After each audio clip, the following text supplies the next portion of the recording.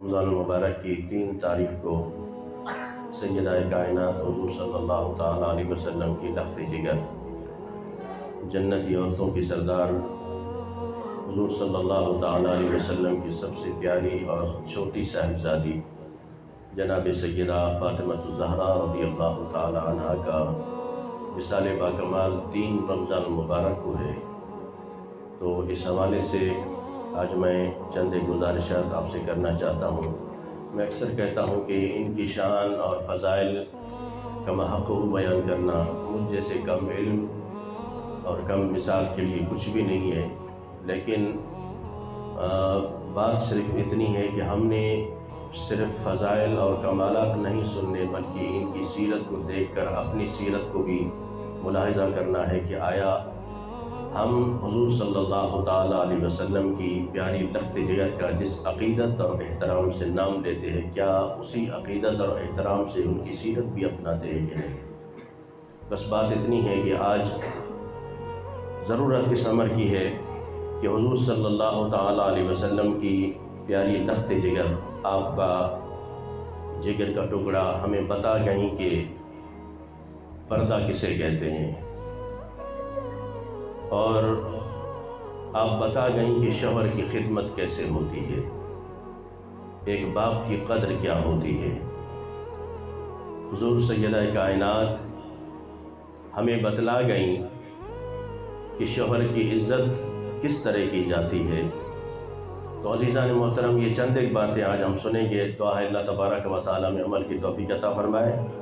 حضور صلی اللہ تعالیٰ علیہ وسلم سے آپ کی زوجہ محترمہ اما عائشہ صدیقہ رضی اللہ تعالیٰ عنہ سے پوچھا گیا کہ حضور صلی اللہ تعالیٰ علیہ وسلم کو سب سے زیادہ پیارا کون ہے، یا آپ کس سے زیادہ محبت کرتے ہیں؟ تو اما عائشہ نے فرمایا یہ تو پوچھنے والی بات ہی نہیں ہے، حضور صلی اللہ تعالیٰ علیہ وسلم اپنی چھوٹی صاحبزادی لخت جگر حضرت فاطمہ سے بڑا پیار فرماتے ہیں۔ پھر فرمایا کہ مردوں میں حضور کس سے پیار کرتے ہیں؟ فرمایا یہ بھی کوئی بات پوچھنے والی نہیں ہے، مردوں میں حضور صلی اللہ تعالیٰ علیہ وسلم ان کے شوہر حضرت علی سے پیار کرتے ہیں۔ حضور صلی اللہ تعالیٰ علیہ وسلم کا یہ معمول رہتا کہ جب بھی آپ سفر کے لیے کہیں باہر نکلتے تو حضور صلی اللہ تعالیٰ علیہ وسلم سب سے آخر میں جس ہستی سے ملتے اسے سیدہ فاطمہ کہتے ہیں۔ سب سے آخری ملاقات اپنی لخت جگر حضرت فاطمہ سے کرتے، اور پھر جب سفر سے واپسی ہوتی تو پھر سب سے پہلی ملاقات حضرت فاطمہ الزہرا رضی اللہ تعالیٰ عنہ سے فرمایا کرتے تھے۔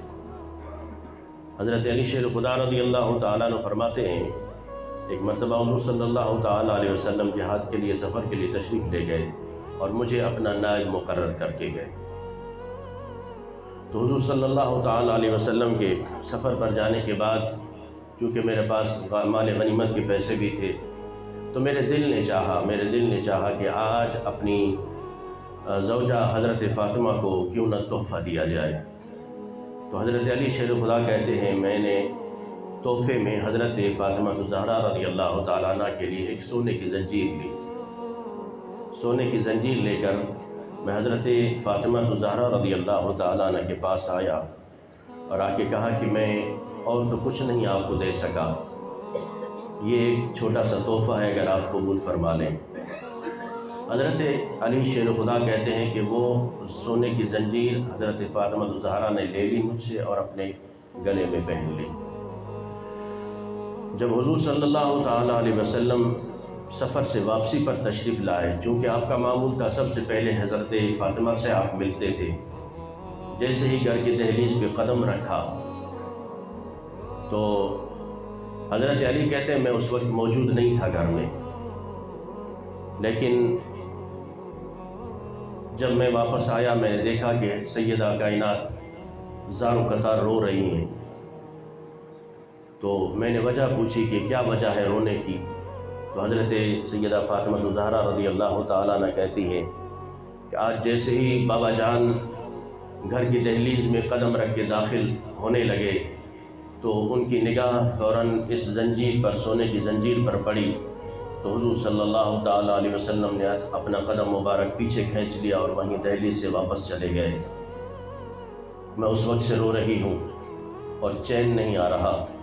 حضرت علی شیر خدا کہتے ہیں کہ میں یہ بات سن کر میں بھی غمگین ہوا اور حضور صلی اللہ تعالیٰ علیہ وسلم کے پاس چلا گیا اور جا کے عرض کی کہ یا رسول اللہ صلی اللہ تعالیٰ علیہ وسلم، آپ کی لخت جگر اس وقت سے رو رہی ہے، چپ ہونے کا نام نہیں لیتی۔ بس حضرت علی کہتے ہیں میں نے اتنا کہا تو حضور کی آنکھوں میں آنسو آ گئے۔ حضور رو پڑے اور رو کے فرمایا کہ اے علی، تجھے معلوم ہے کہ میں نے اپنی اولاد کی تربیت کس طرح کی ہے۔ عزیزان محترم، جب ہم اپنی اولاد کی خود تربیت نہیں کر پاتے صحیح طریقے سے، بعد میں پھر روٹتے ہیں، پیٹتے ہیں۔ جب بچے کی تربیت کی دن ہوتے ہیں، ہم اس کے لاڈ پیار ہم اتنا مانتے ہیں کہ وہ بس منہ سے فر بولتا جاتا ہے اور باپ لے کے دیتا جاتا ہے، اور پھر وہی اولاد جب بڑی ہو کر بگڑتی ہے تو پھر ہم کہتے ہیں کہ ہم نے اب یہ کیا کیا۔ یہ وہ عمر تھی کہ ہم نے اس کی تربیت کرنی تھی۔ حضور صلی اللہ تعالیٰ علیہ وسلم نے فرمایا کہ اگر محمد صلی اللہ تعالیٰ علیہ وسلم کی لخت جگر بیٹی سونے کی زنجیر پہنے گی تو پھر میری امت کی غریب بیٹی کا عالم کیا ہوگا۔ وہ دل میں کیا سوچے گی کہ کیا میں نے تربیت کی ہے۔ تو عزیزان محترم، یہ تربیت بتاتی ہے کہ حضور صلی اللہ تعالیٰ علیہ وسلم نے، حالانکہ عورت کے لیے سونا پہننا جائز ہے، مرد کے لیے حرام ہے۔ اب تو ہم اس کا ہر کام کا الٹ کرتے ہیں شریعت کا۔ مرد سونا پہن رہے ہیں اور عورت ایسے پھر رہی ہے، تو مرد نہیں پہن سکتا لیکن عورت کو حکم ہے وہ پہن سکتی ہے، اس کے لیے جائز ہے۔ لیکن ایک جائز چیز بھی حضور صلی اللہ تعالیٰ علیہ وسلم نے اس لیے پسند نہیں فرمائی کہ کل کہیں ایسا نہ ہو میری امت کی کوئی غریب بیٹی یہ سوچ لے کہ حضور صلی اللہ تعالیٰ علیہ وسلم کی لخت جگر کے لیے تو سونے کی زنجیر ہے اور میرے لیے آج کچھ بھی نہیں ہے، تو اس کے دل پر کیا گزرے گی۔ اس لیے حضور صلی اللہ تعالیٰ علیہ وسلم نے اپنی بیٹی کے لیے، اپنی لخت جگر کے لیے یہ چیز بھی پسند نہیں فرمائی۔ اور حضور صلی اللہ تعالیٰ علیہ وسلم جب بھی سیدہ کائنات حضور کے گھر تشریف لاتی تو حضور صلی اللہ تعالیٰ علیہ وسلم اپنی بیٹی کے استقبال کے لیے کھڑے ہو جاتے۔ امام الانبیاء صلی اللہ تعالیٰ علیہ وسلم وہ نبی جن کا بیت المقدس میں کم و بیش 1,24,000 پیغمبر استقبال کرتے ہیں اور انتظار کر رہے ہیں، مصلی خالی ہے کہ امام الانبیاء آئیں گے تو وہی امامت کرائیں گے، تو وہ امام الانبیاء اپنی لخت جگر کے استقبال کے لیے کھڑے ہو جاتے ہیں۔ یہ درس پوری امت کے لیے ہے، پوری امت کے لیے ہے کہ بیٹیوں کی قدر کیا ہوتی ہے۔ لیکن ہائے افسوس کہ آج وہ بیٹی نہ سمجھ سکی کہ حضور صلی اللہ تعالیٰ علیہ وسلم کی تعلیمات کیا ہیں۔ ان بیٹیوں کو غلط راہ پر لگا دیا گیا اور پھر نتیجہ یہ نکلا کہ ایسی وہ لڑکیاں جن کے نعرے ہم نے سنے کہ میرا جسم میری مرضی، جس عورت کو، جس بیٹی کو حضور صلی اللہ تعالیٰ علیہ وسلم نے پردے کی تعلیم فرمائی ہو۔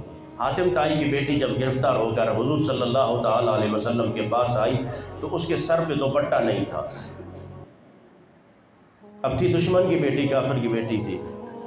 حضور صلی اللہ تعالیٰ علیہ وسلم نے جب ایک بیٹی کا سر ننگا دیکھا تو حضور نے اپنی کالی کملی والی چادر، یا ایھا المزمل قم اللیل یا ایھا المدثر، وہ چادر حضور نے حاتم طائی کی بیٹی کی طرف پھینکی اور فرمایا پہن لو اپنے سر پہ۔ تو کسی نے کہا یا رسول اللہ چھوڑ دیجیے، جانے دیجیے، یہ تو ایک کافر کی، ایک دشمن کی بیٹی ہے۔ فرمایا بیٹیاں تو بھائی برابر ہوتی ہیں، بیٹی چاہے دشمن کی ہو، چاہے کافر کی ہو، چاہے کسی کی ہو۔ تو حضور صلی اللہ تعالیٰ علیہ وسلم کے اس اخلاق کو دیکھ کر حاتم طائی کی بیٹی پھر آگے بڑھتی ہے۔ میرے آقا نے فرمایا کیا کہنا چاہتی ہو؟ عرض کی کہ میری ایک دو خواہشیں ہیں۔ کہا کہ کہو کیا خواہش ہے؟ حاتم طائی کی بیٹی نے کہا کہ مجھے ایک تو رہا کر دیا جائے اور دوسری بات یہ ہے کہ مجھے سواری بھی دی جائے تاکہ میں اپنے گھر تک پہنچ سکوں۔ حضور صلی اللہ تعالیٰ علیہ وسلم نے فوراً حکم مانا، رہائی بھی دے دی اور سواری بھی دے دی۔ اور پھر ہم سے کہتے ہو کہ حقوق نسواں کیا ہیں، عورت کے حقوق کیا ہوتے ہیں، ہمیں سکھاتے ہو، اسلام کو بتاتے ہو کہ عورت کے حقوق، اسلام نے تو بتایا کہ عورت کے حقوق کیا ہے۔ اب اس پر ڈرامہ رچا کر تم اسلام کی تصویر کو مسخ کرنا چاہتے ہو، این جی اوز کے نام پر اور ایسی ایسی تنظیموں کے نام پر تم انسانی حقوق کے نام پر، عورت کے حقوق کے نام پر کہتے ہو کہ یہ تو کہتے ہیں کہ بس عورتیں گھر میں ہی بیٹھ جائیں۔ ہم نے یہ کب کہا کہ عورت گھر میں بیٹھے؟ ہم نے کہا کہ اگر باہر نکلتی بھی ہے تو پردے سے نکلے۔ پردہ جو حضور صلی اللہ تعالیٰ علیہ وسلم نے جب اپنی لخت جگر، آپ کی لخت جگر سیدہ کائنات سے پوچھا گیا کہ آپ کب گھر سے باہر نکلی ہیں؟ سنیے حضور صلی اللہ تعالیٰ علیہ وسلم محبت کا دم بھرنے والوں، سیدہ کائنات سے پوچھا گیا کہ آپ گھر سے باہر کب نکلی؟ فرمایا پہلی مرتبہ گھر سے میں باہر نکلی بچپن کی عمر میں، اس وقت جب حضور صلی اللہ تعالیٰ علیہ وسلم کے جسم اطہر پر ظالم نے اوجڑی ڈال دی تھی۔ اونٹ کی اوجڑی ڈالی گئی حضور صلی اللہ تعالیٰ علیہ وسلم کی پیٹھ مبارک پر، اور پھر اس اوجڑی کو ہٹانے والا بھی کوئی نہیں تھا کہ کوئی وہ اوجڑی ہٹا سکے۔ حضور صلی اللہ تعالیٰ علیہ وسلم کی لخت جگر سیدہ کائنات کو جب پتہ چلا، کسی نے آ کے بتایا کہ ظالموں نے آپ کے بابا جان کے جسم اطہر پر جو ہے نا وہ اونٹ کی اوجڑی ڈال دی ہے، جس کا وزن اتنا ہے کہ آپ کے بابا جان اپنا سر انور بھی سجدے سے نہیں اٹھا پا رہے۔ فرمایا اس بچپن کے عالم میں گھر سے باہر نکلی تھی اور بڑی چادر لے کے نکلی تھی، اور جا کے اپنے ننھے ہاتھوں سے اپنے بابا جان کے جسم اطہر سے وہ اوجڑی دور کی، آپ کا سر انور دھلایا۔ حضور صلی اللہ تعالیٰ علیہ وسلم خود بھی رو رہے تھے اور سیدہ کائنات بھی رو رہی تھی۔ میرے ساتھیوں، آج ہمیں متشدد کہہ کر اور یہ بات پوری دنیا کو بتائی جا رہی ہے کہ اسلام کے اندر شدت پسندی ہے۔ اسلام کے اندر کوئی شدت پسندی تو تم لے کر آئے ہو۔ آج شدت پسندی کا ہمیں تم کہتے ہو کہ یہ شدت پسند ہے۔ تمہارے بڑے کہاں مر گئے کہ فلسطین سے آج کئی مہینے ہو گئے کہ ظالم کے بچے وہ چھوٹے معصوموں کو بھی نہیں بخش رہے۔ ساری انسانی حقوق کی تنظیمیں خاموش ہیں، ساری این جی اوز خاموش ہیں، اقوام متحدہ کا سب سے بڑا ادارہ خاموش ہے۔ وہاں دودھ پیتے بچوں کو آج شہید کر کے پورے فلسطین کے اندر مسلمانوں کے خون سے لہو لہان کر دیا گیا، گلیوں میں خون بہتا ہوا نظر آ رہا ہے۔ مائیں بلک رہی ہیں، بھوک کے لیے ترس رہی ہیں۔ وہاں لوگ اور بچے بوڑھے پتے کھانے پر مجبور ہیں۔ مجال ہے کہ کوئی بات کرے؟ بات تب کریں گے جب اسلام امن کی بات کرتا ہے، جب اسلام پردے کی بات کرتا ہے۔ بات تب کریں گے جب شریعت مصطفیٰ صلی اللہ تعالیٰ علیہ وسلم کی بات ہوگی۔ میں پوچھنا چاہتا ہوں، کیا ان کا حق نہیں ہے کہ انہیں پانی دیا جائے؟ کیا ان کا حق نہیں ہے کہ انہیں کھانا دیا جائے؟ کیا ان کا یہی حق ہے کہ ان کے چھوٹے چھوٹے معصوم بچوں کو ان کے سامنے ذبح کر دیا جا رہا ہے؟ ایک جگہ ٹینکر پانی کا لا کر سب کو بلا کر جمع کیا جائے کہ پانی تقسیم ہو رہا ہوا، وہاں سے اوپر سے بمباری کی جائے؟ یارو اس طرح کی مثال کبھی کہیں دنیا میں نہیں ملتی، لیکن مجال ہے امریکہ بولے، انڈیا بولے، کوئی نہیں بولے گا۔ سارے خاموش ہیں، اس لیے کہ مسلمان کا خون سستا ہے۔ مسلمان نے جب اپنے اسلام کو، اپنے دین کو چھوڑا، در بدر ہو گیا۔ جب حضور صلی اللہ تعالیٰ علیہ وسلم کے دامن کو چھوڑ کر غیروں کی طرف اس نے نگاہ کی تو میرے رب نے فرمایا ایسا تجھے رسوا کروں گا کہ دنیا تمہاری مثالیں دے گی۔ جب حضور صلی اللہ تعالیٰ علیہ وسلم کے دامن کرم کو چھوڑ کر، آپ کی سیرت طیبہ کو چھوڑ کر، ہمیں حضور کی سیرت اچھی نہیں لگتی، اغیار کا طریقہ اچھا لگتا ہے۔ لوگ کیا کہیں گے، زمانہ کیا کہے گا، بھگتو پھر لوگوں کے ساتھ، زمانے کے ساتھ۔ اب تو اس لیے میرے ساتھیوں، ہم بات کرتے ہیں اس لیے کہ حضور صلی اللہ تعالیٰ علیہ وسلم کی شریعت پر اگر آج ہم کمزور لوگ عمل نہیں کر سکے، کل قیامت کے دن پوچھا ضرور جائے گا۔ تو حضور صلی اللہ تعالیٰ علیہ وسلم نے حاتم طائی کی بیٹی کو بھی پردے کا حکم دیا اور چادروں نے عنایت فرمائی۔ اس سے متاثر ہو کر جب وہ اپنے گھر گئی اور اس کا بیٹا عدی بن حاتم جو حضور صلی اللہ تعالیٰ علیہ وسلم کا بڑا خلاف تھا، اس نے کہا کہ کہاں سے آئی ہو اور کیا دیکھ کر آئی ہو؟ تو بہن نے کہا جو میں دیکھ کر آئی ہوں، خدا کی قسم تو چل کر وہاں جا کر دیکھ کے دربار رسالت کا عالم کیا ہے، وہاں جا کر دے، ایک بار جا کر دیکھ۔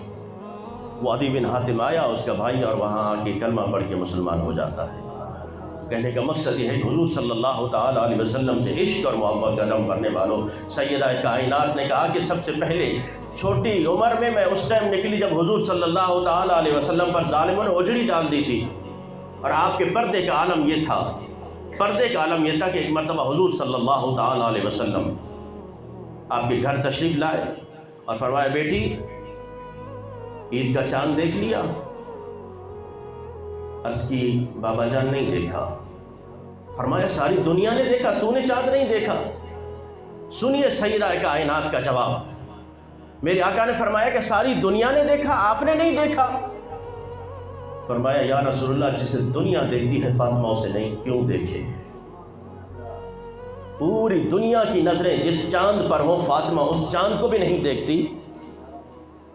پھر پتہ ہے کہ پردے کا عالم کیا ہوگا، اور محشر کے دن یہ اعلان ہوگا، اے محشر والو اپنی نگاہیں جھکا لو، اپنی گردنیں جھکا لو کہ حضور صلی اللہ تعالی علیہ وسلم کی لفظ جگر آ رہی ہے۔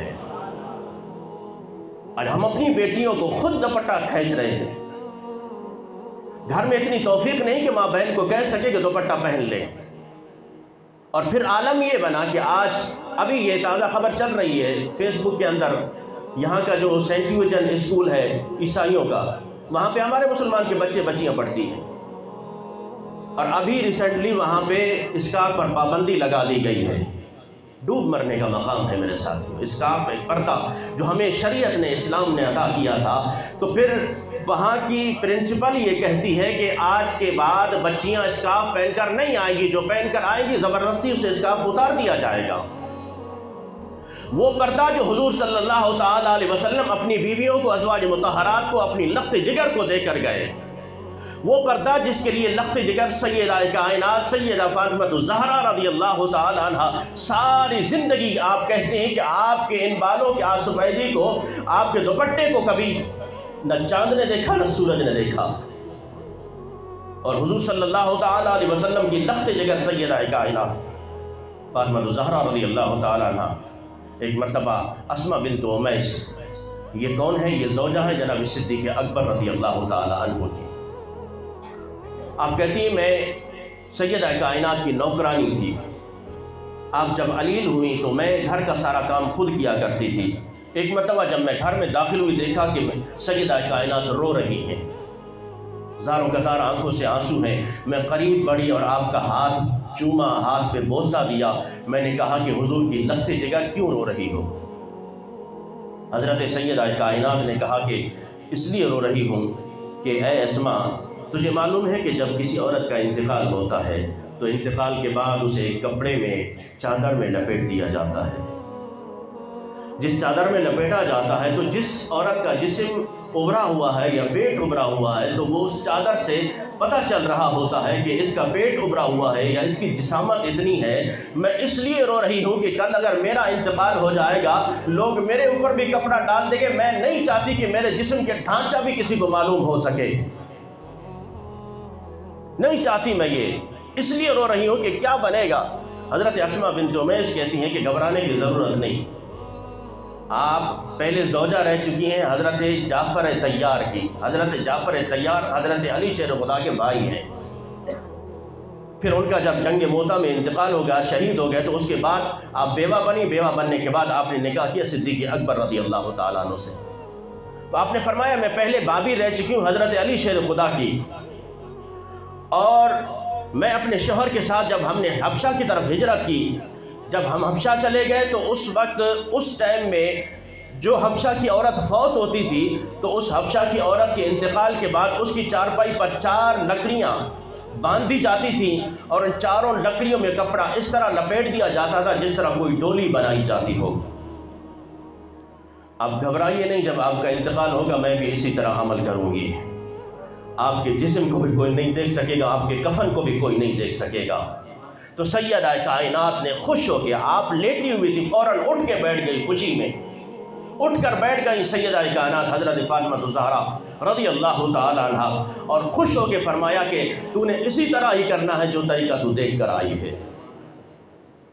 یعنی جو اپنے انتقال کے بعد یہ بھی برداشت نہ کرے کہ میرا کفن کوئی دیکھ سکے، کفن بھی نہیں، کفن کے اوپر جو چادر پڑی ہوتی ہے وہ بھی کوئی غیر محرم نہ دیکھ سکے۔ اور آج کنیز فاطمہ نام رکھ کر، کنیز فاطمہ، پھر سر سے دوپٹہ اتار کر پھر بازار میں چکر لگا رہی ہوتی ہیں۔ اس کنیز فاطمہ کو نہ باپ کہہ سکتا ہے، نہ شوہر کہہ سکتا ہے کہ بیٹی جس کی نسبت سے تو نے نام رکھا ہے کم از کم اس کے نام کی تو لاج رکھ لے، اس کے نام کی تو لاج رکھ لے۔ آج جرت نہیں ہے باپ کو کہ اپنی بیٹی کو کہہ سکے پردے کا، شوہر کو جرت نہیں ہے کہ اپنی گھر والی کو پردے کا کہہ سکے۔ اتنا بے باک ہم نے کر دیا، انگریزی تعلیم نے ہم نے اتنا بے باک کر دیا، اور پھر ضرورت اور حالت یہاں تک پہنچے کہ ہمیں سر عام ہمارے اسلامی ملک، اسلامی جمہوریہ پاکستان میں، ہمارے قبائلی علاقے میں، قبائلی رسم و رواج میں پھر ایسا عیسائیوں کا اسکول، اس کی پرنسپل کہتی ہے کہ کل سے بچیاں اسکارف پہن کر نہیں آئیے، اس کی پر پرزور مذمت کرتے ہیں۔ اور ڈی سی صاحب سے ہمارا مطالبہ ہے، کمشنر صاحب سے مطالبہ ہے کہ ان سے پوچھا جائے اگر تم نے عیسائیت کی پرچار کرنی، ہم نے پہلے کہا کہ ہمیں اقلیتوں سے کوئی مسئلہ نہیں ہے، اقلیت اپنی اوقات میں رہیں، اپنے مذہب میں رہیں، جو کرنا ہے کریں، ہمیں اسلام نے انہیں چھیڑنے کا کوئی حکم نہیں دیا، لیکن یہ بھی حکم نہیں دیا کہ تم اسلامی شعار کو چھیڑنے لگ جاؤ۔ تمہیں پتا ہے کہ سب سے زیادہ تمہارے پاس مسلمانوں کی بچیاں پڑھنے آتی ہیں، اور پھر تم انہیں کہتی ہو کہ پردہ نہیں کرو، اسکارف اتار دو، اس کا مطلب کیا ہے؟ اسلام کا چہرہ مس کرنا چاہتی ہو تو ہم بتانا چاہتے ہیں، کمشنر صاحب، ڈی سی صاحب سے ہمارا مطالبہ ہے کہ فوراً اس بات پہ ایکشن لیں، وگرنہ کل کل ہم احتجاج کا حق محفوظ رکھتے ہیں، اور پھر کل کوئی یہ نہ کہے کہ یہ تو عیسائی تھے نا اس لیے اس کے لیے سارے کھڑے ہو گئے۔ وہ چاہے عیسائی ہو، چاہے مسلمان ہو، چاہے کسی بھی مذہب سے تعلق رکھتا ہوگا، اگر شاعر اسلام کے خلاف بات کرے گا تو انشاءاللہ منہ توڑ جواب دیں گے اسے۔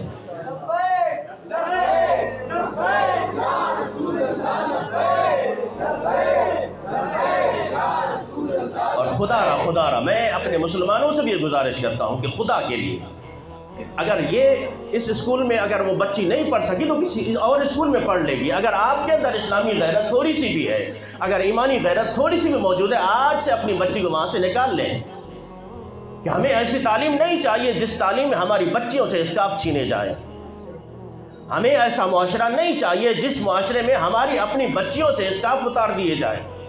تو اس لیے میں مسلمانوں سے بھی یہ گزارش کروں گا کہ خدا کے لیے سیدہ کائنات کی سیرت کو دیکھتے ہوئے، حضور صلی اللہ تعالیٰ علیہ وسلم کی لخت جگر کی سیرت کو دیکھتے ہوئے، آج اس ضرورت اس امر کی ہے، دنیا چاہے کہیں پہنچ جائے لیکن آپ کے اندر یہ دم خم ضرور ہونا چاہیے کہ ہم اس نبی صلی اللہ تعالیٰ علیہ وسلم کے نوکر ہیں، ہم اس لخت جگر کے نوکر ہیں جنہوں نے ہمیشہ ہمیں پردے کا حکم دیا ہے، ہماری عورتوں کو پردے کا حکم دیا ہے۔ اللہ تبارک و تعالیٰ میں عمل پیرا ہونے کی توفیق عطا فرمائے۔ وآخر دعوانا الحمدللہ رب العالمین۔ جن حضرات نے سنت نہیں پڑھی سنت